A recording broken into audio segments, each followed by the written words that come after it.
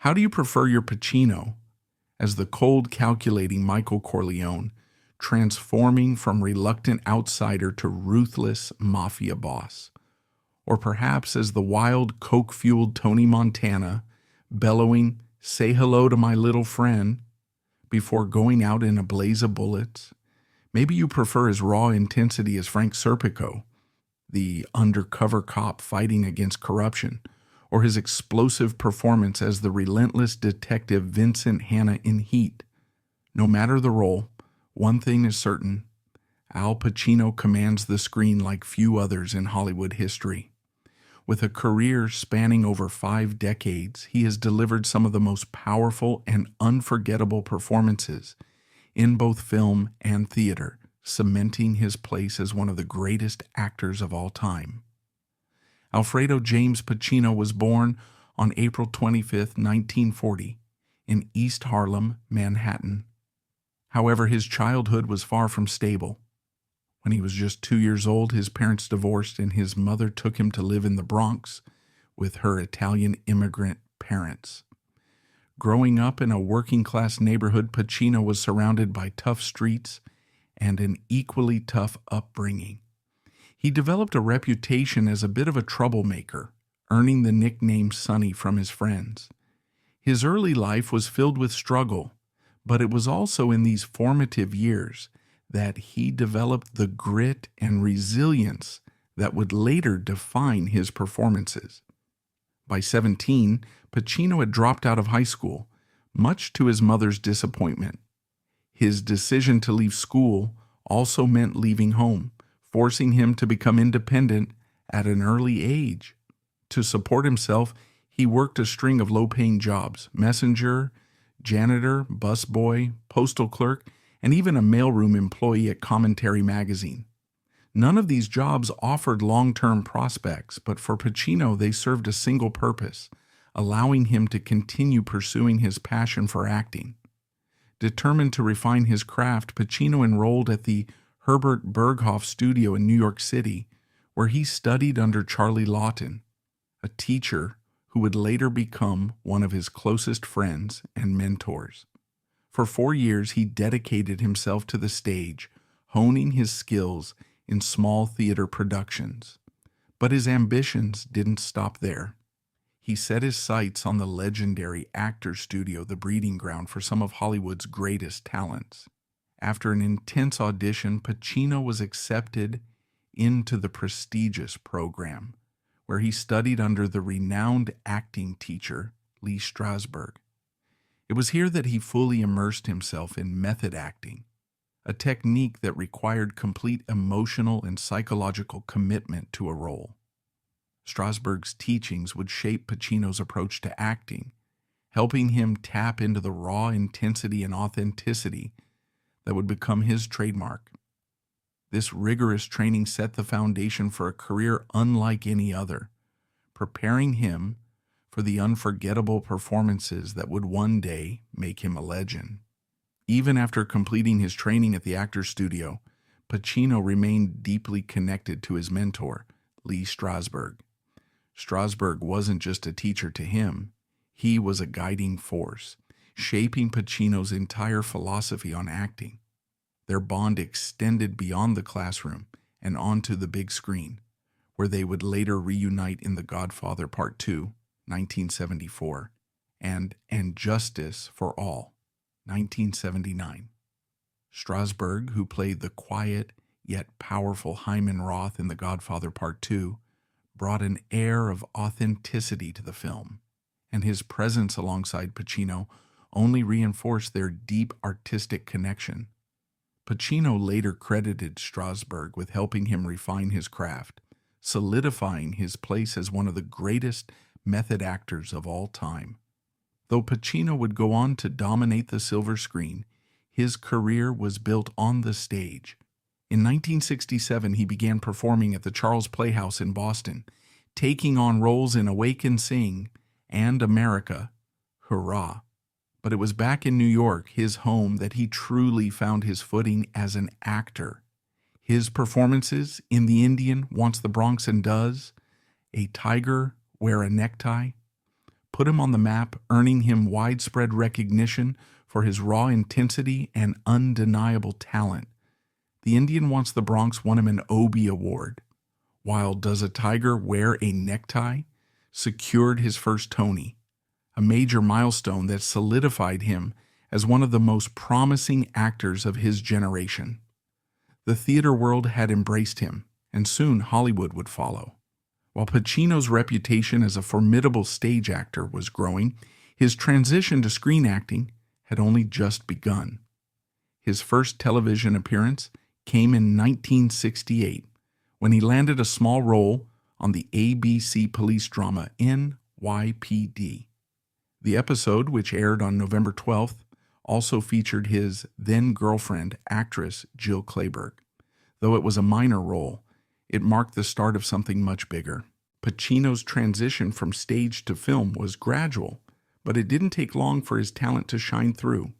His first movie appearance was a small role in the 1969 film Awake and Sing, an adaptation of the stage play he had performed in earlier. However, his real breakthrough came in 1971, when he landed his first leading role in The Panic in Needle Park. Playing a struggling heroin addict in the gritty drama, Pacino delivered a performance so raw and gripping that it caught the attention of some of Hollywood's most powerful figures. One of them was director Francis Ford Coppola, who was in the middle of casting The Godfather, a film that would change Pacino's life forever. Despite Pacino's undeniable talent, he was a surprising choice for the role of Michael Corleone. At the time, he was still a relative unknown in Hollywood, and the competition for the part was fierce. Established stars like Warren Beatty, Robert Redford, and Jack Nicholson were all considered for the role, making Pacino an underdog. The film's producers were skeptical, preferring a bigger name to lead such a high-profile project. But Coppola saw something in Pacino that no one else did, an intensity, a quiet depth, and an ability to convey both vulnerability and ruthlessness. Against all odds, Pacino secured the role, though his battle for acceptance was far from over. As production began, Pacino still had to prove himself. The studio executives weren't impressed with his early scenes, doubting whether he had the screen presence needed to carry the film. There was even talk of replacing him. Everything changed with the Louis restaurant scene, a pivotal moment in The Godfather, where Michael Corleone fully embraces his transformation into a ruthless crime boss. Pacino's performance in that scene was electric, a masterclass in tension and subtlety. When the executives saw it, they finally understood what Coppola had seen all along. From that moment forward, Pacino was untouchable. The studio backed off, allowing him to fully embody the role that would launch him into Hollywood superstardom. In the Godfather trilogy, Al Pacino delivered an unforgettable performance as Michael Corleone, the son of Vito Corleone, an Italian immigrant from the small Sicilian town of Corleone. While this detail was part of Mario Puzo's fictional world, real life had an unexpected parallel. Pacino's own roots also trace back to Corleone, Sicily. His maternal grandparents, James and Kate Girardi, had immigrated from the very same town years before. Though purely coincidental, this connection gave Pacino's portrayal an added layer of authenticity, as he was embodying a character whose origins were deeply tied to his own heritage. Despite receiving his first-ever Academy Award nomination for his work in The Godfather, Pacino made the bold decision to skip the 45th Oscar ceremony. He had been nominated in the Best Supporting Actor category, but he strongly believed he deserved a nomination for Best Actor instead. After all, Michael Corleone's character arc was at the heart of the film, and Pacino had more screen time than Marlon Brando, who was nominated for Best Actor. While Pacino silently protested by refusing to attend, Brando's reaction to his win made far bigger headlines.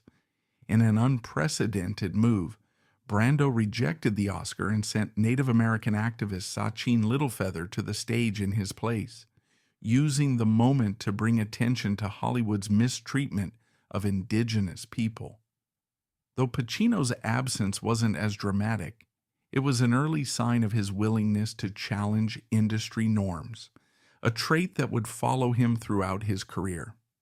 Pacino's commitment to method acting became legendary, and nowhere was this more evident than in Serpico, 1973, where he played the real-life whistleblower cop Frank Serpico. Determined to fully inhabit the role, Pacino didn't just read about Serpico, he lived alongside him. He spent weeks shadowing the former NYPD officer, staying with him in a rented house in Montauk, New York, and immersing himself in the details of his daily life. Serpico's influence on Pacino was so profound that he began embodying the character even when the cameras weren't rolling. One particularly extreme moment came when Pacino, fully in character, pulled over a truck driver for excessive exhaust pollution, acting as if he was Serpico in real life. His dedication paid off, as Serpico became one of his most critically acclaimed performances, solidifying his reputation as one of the most intense and committed actors of his generation. During the production of The Godfather Part 2, Pacino became a major sticking point for the studio. Before committing to the sequel, he demanded both a salary increase and revisions to the script. His requests put writer-director Francis Ford Coppola under immense pressure, forcing him to work tirelessly to rework the screenplay to Pacino's satisfaction while still keeping production on schedule. Given how essential Pacino was to the film, the studio had little choice but to meet his demands. Fortunately, the effort paid off, as The Godfather Part 2 went on to become one of the greatest sequels and films of all time, with Pacino delivering one of his most acclaimed performances. Pacino's career has often been compared to that of another legendary actor, Robert De Niro. Both men share Italian-American heritage, were born in New York City in the 1940s, and rose to prominence in the 1970s as pioneers of method acting. Their careers first intersected when a then unknown De Niro auditioned for the role of Michael Corleone in The Godfather, but lost out to Pacino. However, De Niro got a second chance to be part of the saga when he was cast as the young Vito Corleone in The Godfather Part 2. Despite appearing in the same film, the two actors never shared a scene. It wouldn't be until 1995, more than 2 decades later, that they finally worked together on screen, facing off as adversaries in Michael Mann's crime thriller Heat. Their long-awaited collaboration was widely praised, and they later reunited for Righteous Kill, 2008, and Martin Scorsese's The Irishman, 2019. Throughout his career, Pacino has delivered countless unforgettable lines, but one of his most famous was completely improvised. In Dog Day Afternoon, 1975, during the tense hostage standoff, Pacino's character suddenly begins chanting, "Attica, Attica," a reference to the infamous 1971 Attica prison riot, in which inmates protesting inhumane conditions were brutally suppressed by law enforcement. The line wasn't in the script, but was suggested to Pacino by assistant director Burt Harris. Throughout his career, Pacino had the chance to play several roles that later became legendary, but he turned them down, unknowingly altering Hollywood history. Among the most notable were Roy Neary in Close Encounters of the Third Kind, Han Solo in Star Wars, and Ted Kramer in Kramer vs. Kramer. While these films became massive box office hits, Pacino had his own reasons for passing on them. In the case of Star Wars, he later admitted that he simply didn't understand the script, saying, "I was the first guy offered Star Wars, but I didn't understand it. I read it. So I said I couldn't do it." Though turning down the role of Han Solo meant missing out on one of the most iconic franchises of all time, Pacino never dwelled on what could have been. He built a legendary career on his own terms, proving that while he may have passed on certain classics, he had no shortage of iconic performances in his own filmography. One of his most unforgettable performances came in Scarface, 1983, but the role of Tony Montana came at a physical cost. The film's intense action sequences required Pacino to handle weapons frequently, and one particular accident left him seriously injured. During a scene, he instinctively grabbed a gun by the barrel, not realizing that it had just been fired with blanks. The metal was still scorching hot, and Pacino suffered severe burns to his hand. The injury was so serious that production had to be halted for several weeks to give him time to heal. Despite the setback, Pacino returned to set with the same ferocity, delivering a performance that cemented Scarface as one of the most quotable and enduring crime films in history. However, not every project Pacino took on turned into a classic. In 1985, he starred in Revolution, a historical drama set during the American Revolutionary War. The film was a disaster, both critically and commercially, marking one of the biggest failures of Pacino's career. Disillusioned by the experience and frustrated with the direction Hollywood was heading, he made the bold decision to take a 4-year hiatus from film. During this time, he returned to his theatrical roots, performing in stage productions such as Julius Caesar. For Pacino, theater had always been a place where he could refine his craft without the pressures of Hollywood. The time away allowed him to reset, and when he finally returned to the big screen in 1989's Sea of Love, it was clear that the break had only strengthened his passion. His comeback performance was widely praised, proving that even after years away, he could still command the screen like no one else. By 1994, Al Pacino had come full circle in his journey with the Actors Studio.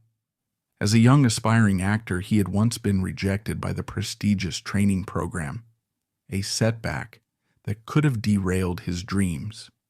But he persisted, honing his craft at the Herbert Berghoff studio before eventually being accepted into the Actors Studio, where he trained under the legendary Lee Strasberg. Years later, not only did he become one of its most renowned alumni, but he also rose to one of its highest positions. Alongside fellow actors Harvey Keitel and Ellen Burstyn, Pacino was named president of the Actors Studio, a role that reflected both his dedication to the art of acting and his influence on future generations. The very institution that had once turned him away was now one that he helped lead, proving that his perseverance and talent had made him an undisputed master of his craft. Over the course of his career, Pacino has been no stranger to the Academy Awards. With 8 nominations spanning decades, he has been recognized for some of the most celebrated performances in cinematic history.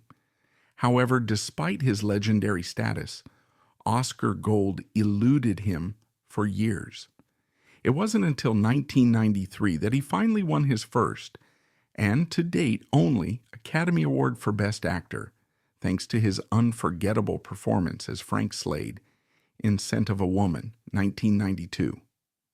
Prior to that, he had received Best Actor nominations for Serpico, 1973, The Godfather Part Fatoun, 1974, Dog Day Afternoon, 1975, and Justice for All, 1979, as well as Best Supporting Actor nods for The Godfather, 1972, Dick Tracy, 1990, and Glengarry Glen Ross, 1992.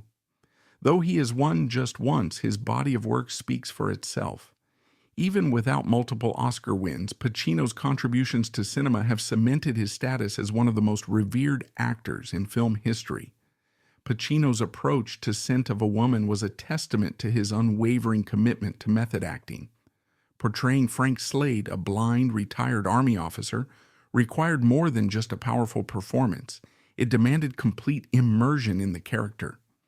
Determined to make his portrayal as authentic as possible, Pacino spent weeks studying at a school for the blind, observing how visually impaired individuals moved, interacted, and carried themselves.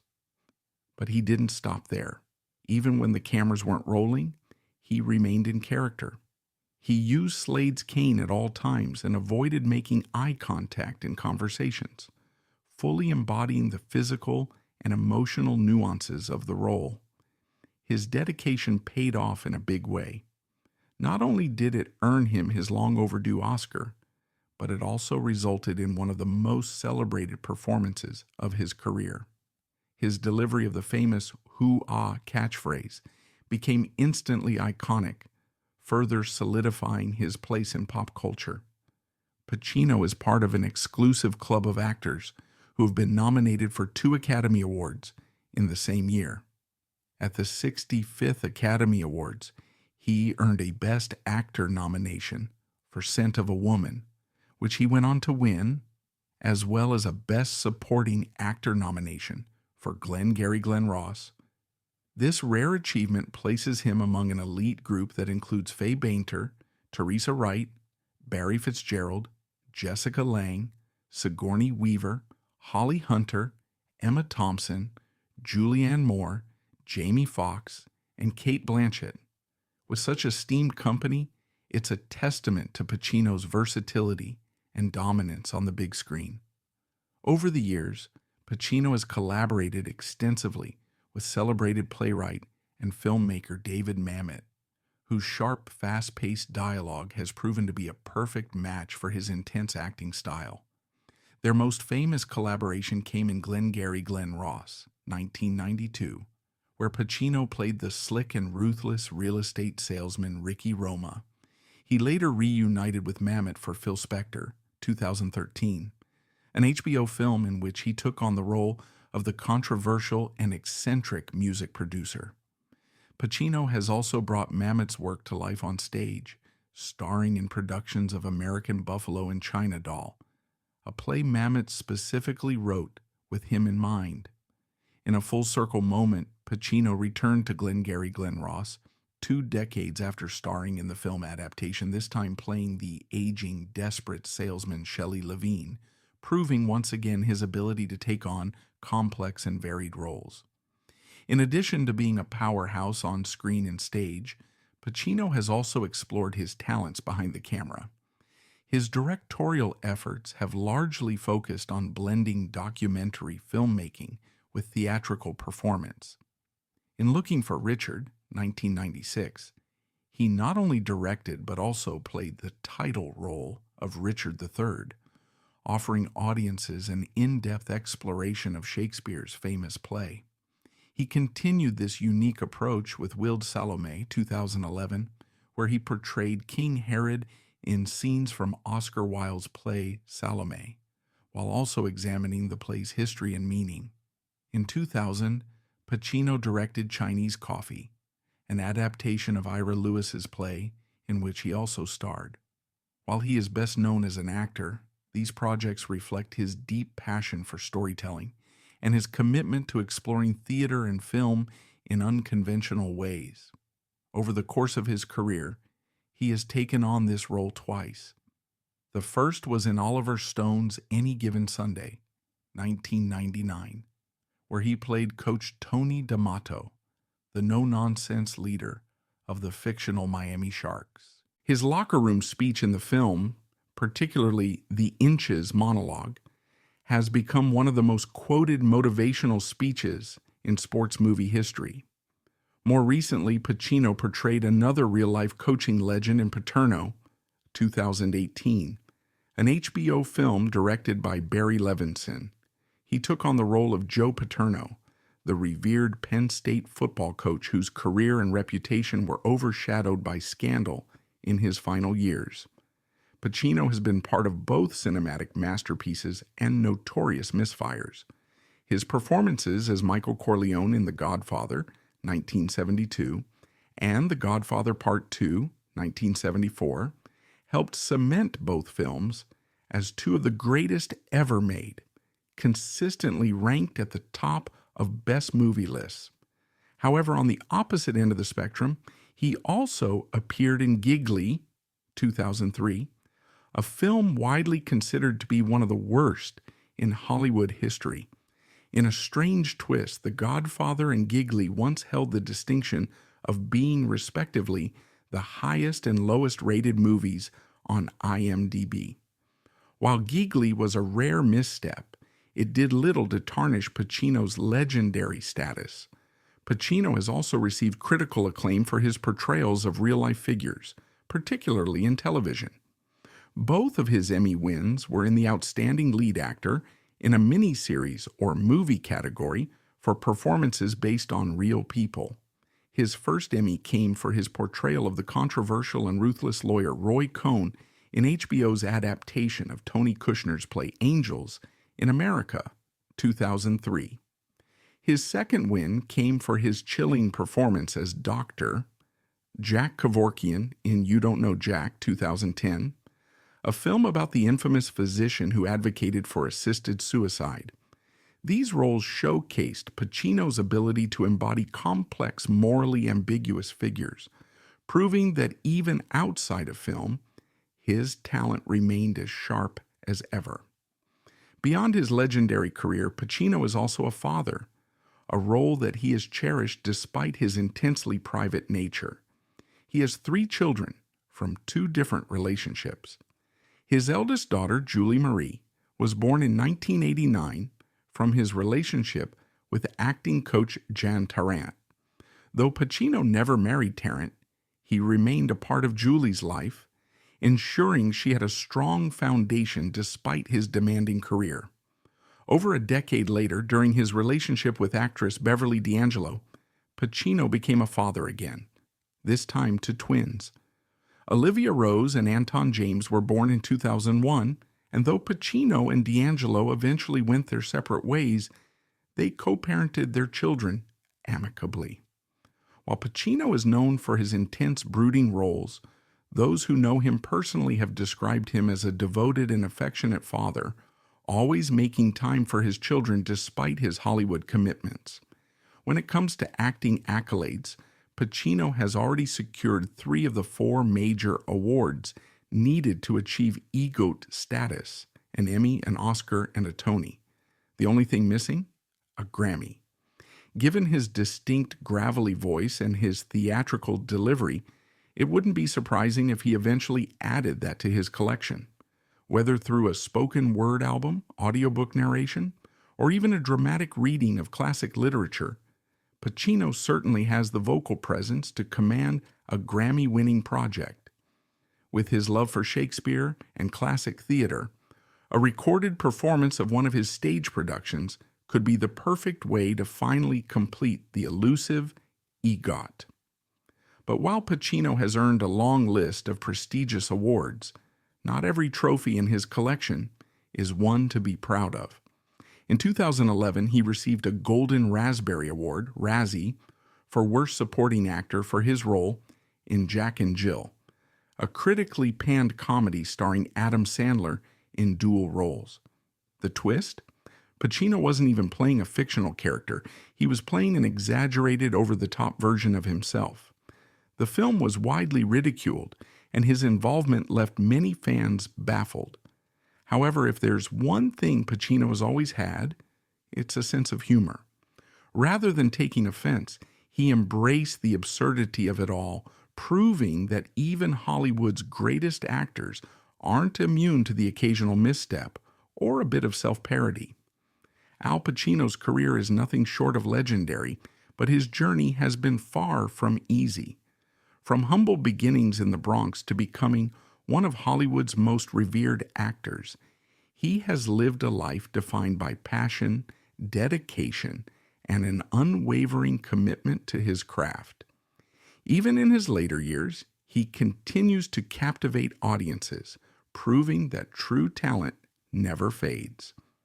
What's your favorite Al Pacino performance? Let us know in the comments. And if you enjoyed this deep dive into his life and career, be sure to like, subscribe, and check out our next video on another Hollywood legend. Thanks for watching.